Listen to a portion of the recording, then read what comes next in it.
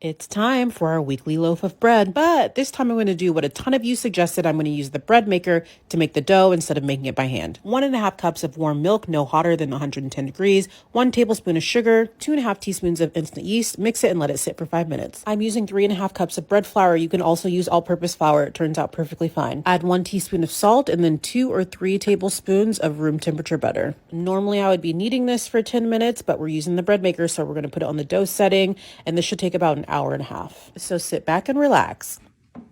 Oh my gosh.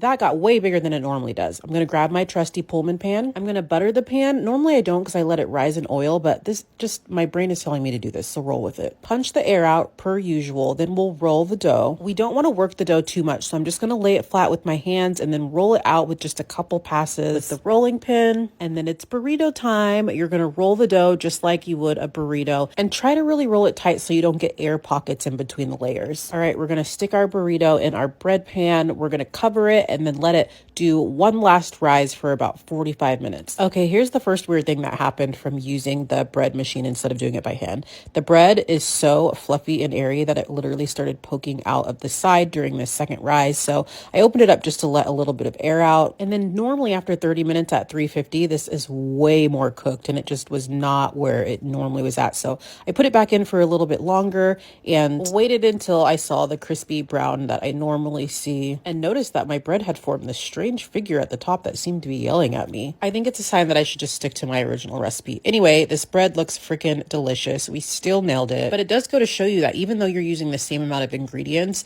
the way you prepare it really does change the way the bread cooks. Like always, in order to get these straight cuts that I always have, you want to wait for the bread to cool completely before you start slicing and use a sharp or serrated knife. This is not a regular plastic bag. I do use actual bread bags. It makes the bread, in my opinion, last a lot longer. So there you go, your weekly loaf of bread.